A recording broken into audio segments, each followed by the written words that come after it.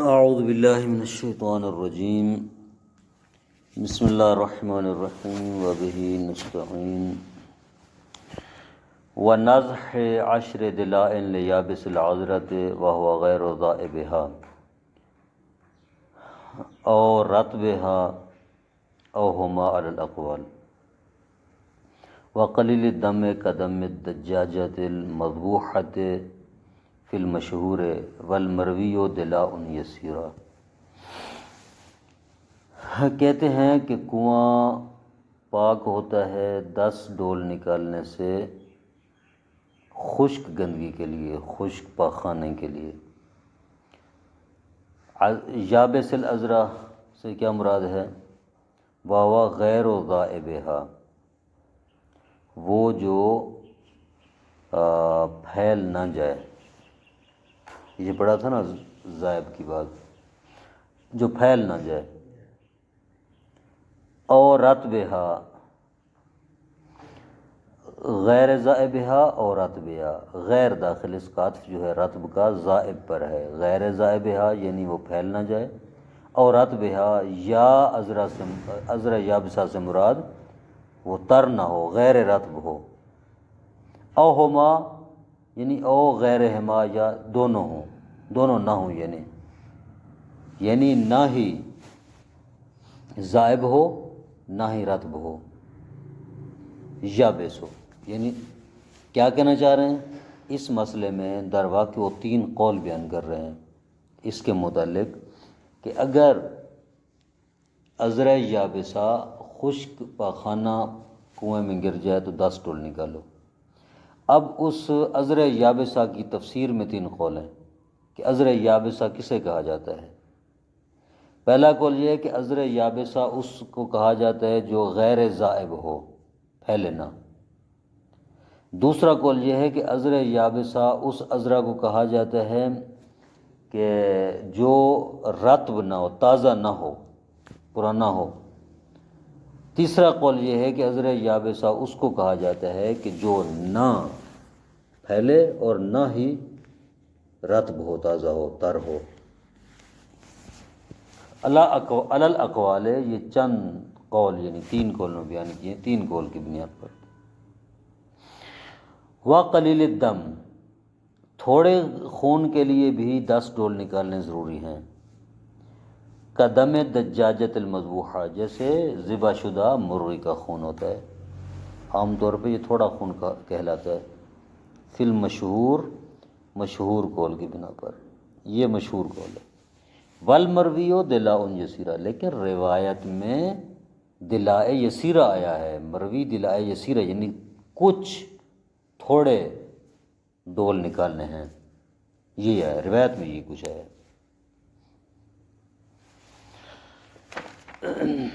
وفسرت بالعشرۃ، یہ جو دلاء یسیرہ آیا ہے کہ کچھ ڈول نکالو، کم ڈول نکالو، تھوڑے ڈول نکالو قلیل دم کے لیے، تو یہ یسیرہ سے کیا مراد ہے؟ کتنے تھوڑے نکالیں؟ 2 3 4 5 10 کتنے نکالنے ہیں؟ تھوڑے کم نکالنے کتنے ہیں؟ تاکہ اس پر صدق کرے کہ یہ پانی اتنا نکالا گیا ہے۔ وہ کہتے ہیں کہ فسرت بالعشرہ، یسیرہ کی تفسیر 10 کے ساتھ کی گئی، یعنی یسیرہ کا اطلاق 10 کے اوپر ہوتا ہے۔ کم از کم 10 ڈول نکالے جائیں تو سادے کہے گا کہ اس نے پانی نکالا ہے۔ کیوں 10 کے ساتھ کیوں تفسیر کی؟ کیا دلیل ہے آپ کے پاس کہ آپ یسیرہ سے مراد 10 ڈول لیتے ہو؟ کہتے ہیں لأنہ اکثر عدد یضاف الی ھذا الجمع، کیونکہ یہ جو جمع ہے، جمع قلت، 2 ہے نا، ایک جمع قلت ہوتی ہے اور ایک جمع کثرت ہوتی ہے۔ جمع قلت کون سی ہوتی ہے؟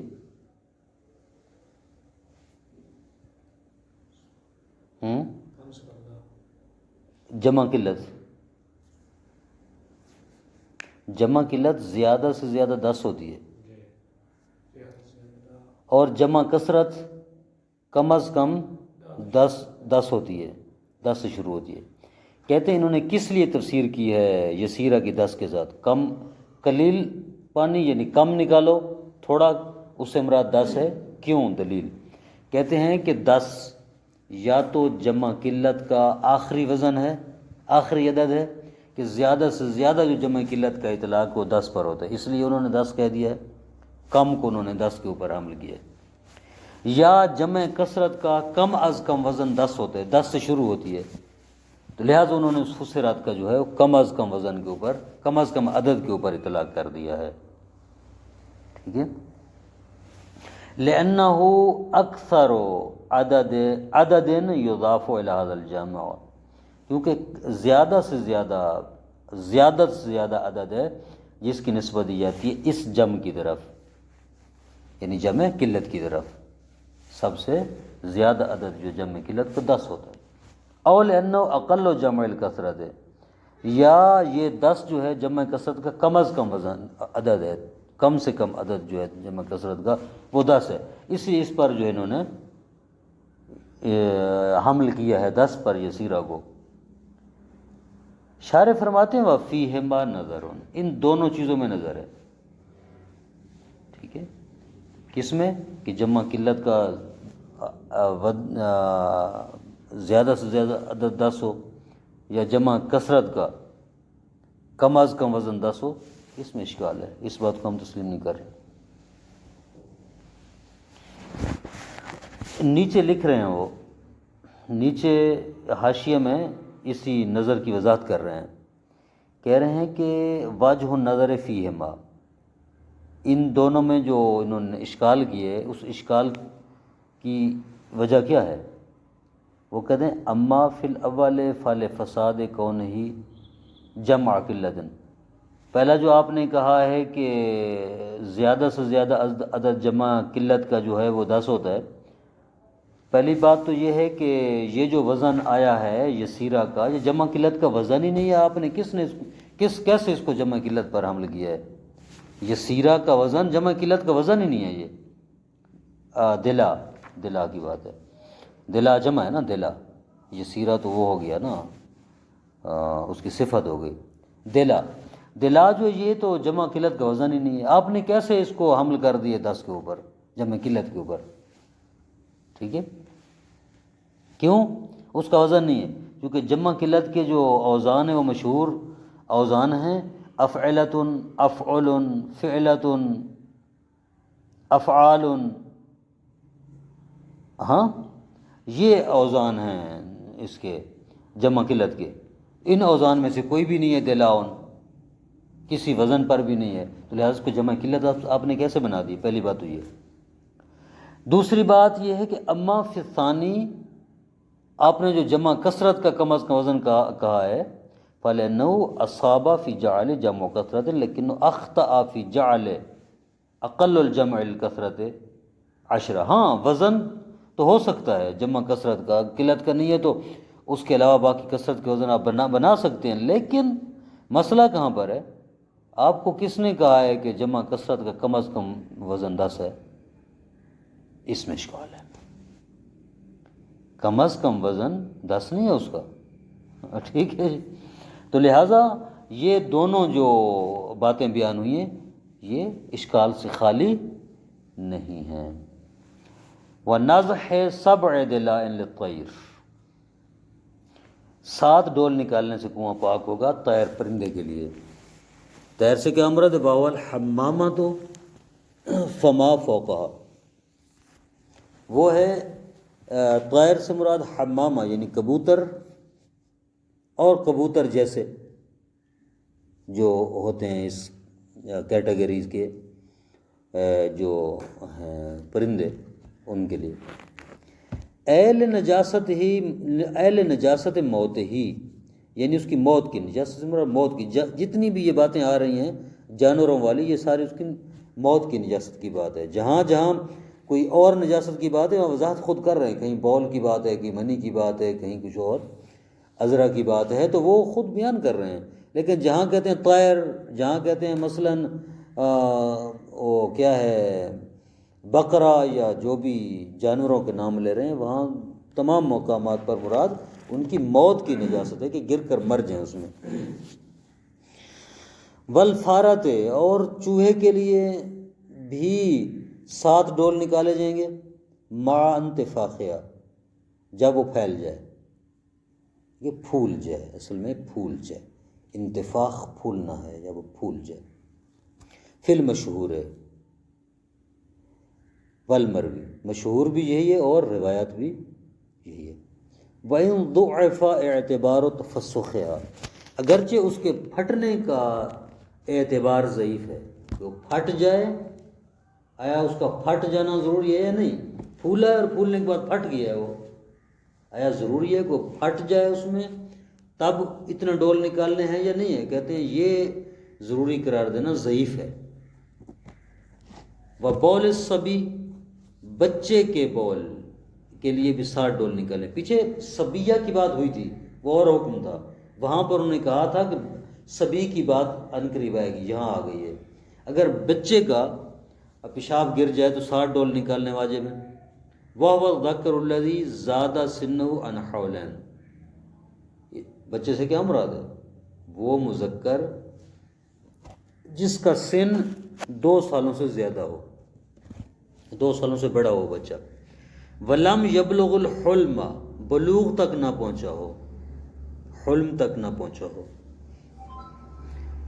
وفی حکمہ الرضیع الذی یغلب عقلہ علی رضائہ، اور اسی صبی کے حکم میں ہے وہ دودھ پینے والا بچہ جس کا غذا کھانا زیادہ ہو دودھ پینے سے، غذا زیادہ کھاتا ہو دودھ کم پیتا ہو، وہ بھی اسی صبی کے حکم میں ہے. یعنی اس کے لیے بھی 7 ڈول نکالنے پڑیں گے اگر اس کا بول پیشاب گر جائے کنویں میں تو. اور یساوی ہے، یا اس کا کھانا پینا دودھ کے برابر ہو، جتنا دودھ پیتا ہے اتنا کھاتا ہے. مثلا 10 مرتبہ دودھ پیتا ہے 10 مرتبہ کھاتا ہے دن میں، یا کھاتا زیادہ ہے اور دودھ کم پیتا ہے. اس بچے کا اگر پیشاب کنویں میں گر جائے تو اس کا حکم بھی اسی صبی جتنا ہے، صبی جیسا ہے. یعنی 7 ڈول نکالنے ضروری ہیں اگر اس کا بول گر جائے. غسل الجنابت، غسل الجنوب الخالی بدنہ من نجاست عینیت، کسی شخص نے غسل جنوب کر دیا ہے کنویں میں، اس شخص کے لیے بھی 7 ڈول نکالنے ضروری ہیں. ٹھیک ہے، لیکن ایسا جنب والا شخص کہ الخالی بدن ہو، جس کا جسم خالی ہو نجاست عینی سے، عین نجاست اس کے جسم پر، منی پیشاب کوئی عین نجاست اس کے جسم پر نہ ہو، اس سے جسم خالی اور اس نے کنویں میں غسل کر دیا ہے تو کنواں نجس ہو جائے گا، 7 ڈول پانی نکالنا پڑیں گے. یہ خالی کی بات کیوں کی ہے؟ کیونکہ اگر عین نجاست گرے گی اس کا علیحدہ حکم ہوگا. ٹھیک ہے، یہ غسل کی بات ہے. مقتضی النص نجاست الماء بذالک لا سلب الطہوریت، یہ جو انہوں نے نص ہے، نص مقتضی النص، نص کا تقاضا کیا ہے؟ نص میں یہ بات ہے، یہ نص کا تقاضا یہ ہے کہ پانی نجس ہو جائے گا غسل کی وجہ سے. کس کی وجہ سے؟ غسل کی وجہ سے پانی نجس ہو جائے گا، وہ جس نے اس میں غسل کیا ہے. اس سے مراد یہ نہیں ہے کہ اس کی جو ہے نا صرف طہوریت سلب ہوئی ہے، طہوریت سلب نہیں ہے اس کی. ٹھیک ہے، طہوریت سلب کیا مطلب ہے؟ یہاں پر طہوریت سلب نہیں ہوئی. پانی کی طہوریت سلب نہ ہونے کا کیا معنی ہے؟ اس کا معنی یہ ہے کہ جب ایک جنب والا انسان جس کا بدن عین نجاست سے پاک ہے، اگر وہ کنویں میں غسل کر لے تو کنویں سے 7 ڈول نکالنے ضروری ہوں گے. مراد یہ ہے کہ اس کا غسل ہو جائے گا، غسل صحیح ہے. ٹھیک ہے، لیکن اس کا وہ جو پانی ہے وہ نجس ہو جائے گا. ٹھیک ہے، یعنی اب پانی جو نجس ہوگا تو اس کی نجاست کا کیا اثر ہوگا؟ اس کا بدن نجس ہو جائے گا. دوبارہ اس کو بدن پاک کرنا پڑے گا، غسل دوبارہ نہیں کرنا پڑے گا۔ سمجھ آئی بات کی؟ ہمارے ہاں ایک حدث ہے، ایک خبث ہے۔ حدث باطنی نجاست کو کہتے ہیں، جیسے وضو ٹوٹ جائے تو حدث ہے، غسل واجب ہو جائے حدث ہے، باطنی نجاست جو ہے۔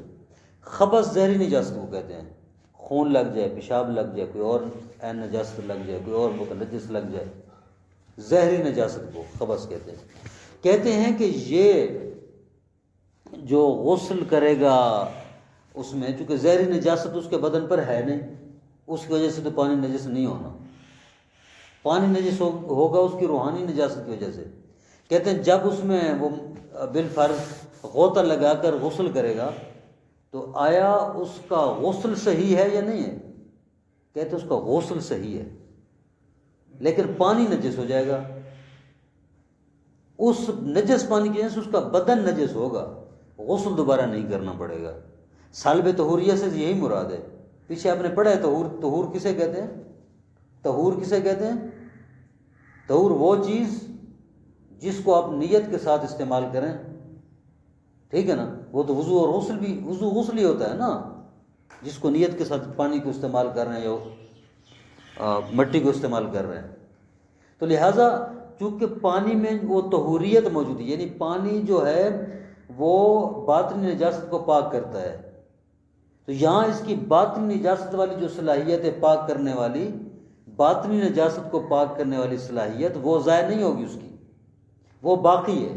ایسا نہیں ہے کہ وہ اگر اس میں ڈبکی لگائے گا، غوطہ لگائے گا تو اس کا غسل نہیں ہوگا، نہیں، غسل ہو جائے گا اس کا، لیکن پانی نجس ہو جائے گا۔ اس پانی کی نجاست کی وجہ سے بدن نجس ہوگا اس کا، اس کو پاک کرنا پڑے گا۔ سمجھ آ گئی بات کی کہ سلب طہوریہ سے کیا مراد ہے؟ مقتضی النص سے نجاست الماء، نص کا تقاضا یہ ہے کہ پانی نجس ہو جائے گا، بذالک اس غسل کی وجہ سے، غسل کرنے کی وجہ سے، لا سلب الطہوریہ، اس کی طہوریت سلب نہیں ہوگی۔ وعلی ھذا، اس بنا پر، فإن اغتسل مرتمسا، اگر وہ ارتماسی غسل کر لے، طاہر بدن من الحدث، اس کا بدن حدث سے پاک ہو جائے گا، یعنی تو غسل ہو جائے گا۔ حدث غسل کو کہتے ہیں نا، اس کا غسل ہو جائے گا۔ وَنَجِسَ بِالْخَبَثِ، زہری نجاست کی جس کا بدن نجس ہو جائے گا۔ اب جا کر بدن کو پاک کر لے، دوبارہ غسل کرنے کی ضرورت نہیں ہے۔ وَإِنِ اغْتَسَلَ مُرْتَبِدًا یا مرتباً، اگر وہ غسل ترتیبی کرے، یہ تو بات تھی غسل ارتماسی کی، اس نے کنویں میں غوطہ لگایا، غسل ارتماسی ہو گیا، اس کا حکم بیان ہو گیا۔ اب وہ آتا ہے جنب شخص جس کا بدن نجاست سے خالی ہے اور نجاست عینیہ نہیں ہے اس کے اوپر، آتا ہے غسل ترتیبی کرتا ہے، وَإِنِ اغْتَسَلَ مُرَتِّبًا، غسل ترتیبی انجام دیتا ہے اس کنویں میں، ففی نجاست الماء بعد غسل الجزء الاول مع اتصالہ بہ او وصول الماء الیہ او توقفہ علی اکمال الغسل وجہان۔ کہتے ہیں کہ اگر ترتیبی غسل کرے تو وہاں پر دو وجہ ہیں۔ پہلی، آیا جو ہی اس نے غسل کرنا شروع کیا ہے اور پہلا بدن کا حصہ پانی سے مس ہوا ہے، یا اس کے کنارے پہ اس نے غسل کیا ہے اور پہلا قطرہ جو ہی کنویں میں اس کے غسل والے پانی کا گرا ہے، وہ نجس ہو جائے گا کنواں یا نہیں؟ غسل مکمل ہو جائے گا تو پھر نجس ہوگا وہ کنواں۔ اس میں دو وجہ ہیں، یعنی دو قول ہیں۔ آئی سمجھ بات کی؟ وَإِنِ اغْتَسَلَ مُرَتِّبًا، اگر غسل ترتیبی انجام دے، ففی نجاست الماء، پانی کے نجس ہونے میں، یعنی کنویں کے پانی کے نجس ہونے میں، بعد غسل الجزء الاول مع اتصالہ، جزء اول کے دھونے کے بعد، مع اتصالہ جب وہ ملی ہوئی ہو، ٹھیک ہے، مع اتصالہ بہ، یعنی جب وہ کیا ہے،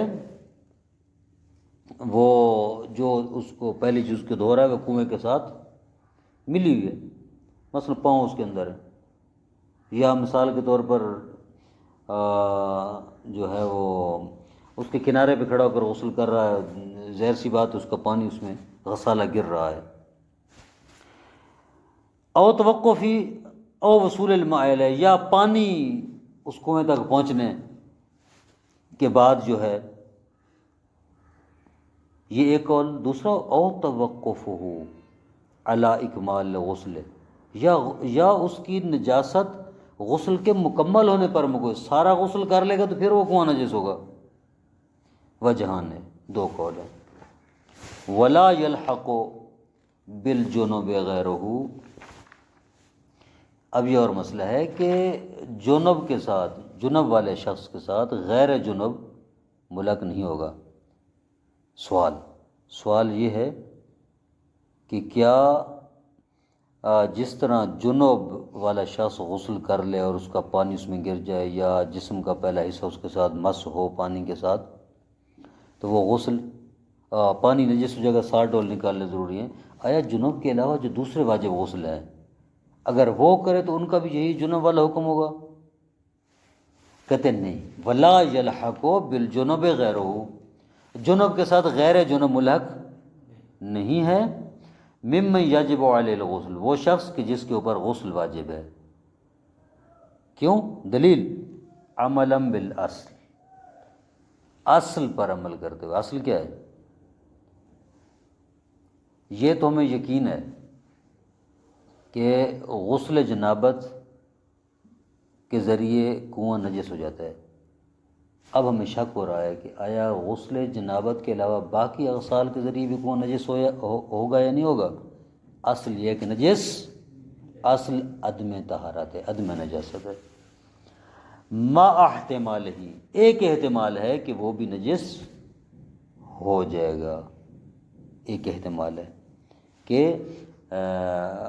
غیر جنب بھی جنب کے ساتھ ملحق ہے، وہ نجس ہو جائے گا اگر جنب کے علاوہ دیگر اغسال واجب اس کنویں میں کیے جائیں اور پانی گرے تو کنواں نجس ہو جائے گا، اس کے لیے بھی 60 ڈول نکالنے ضروری ہو جائیں گے۔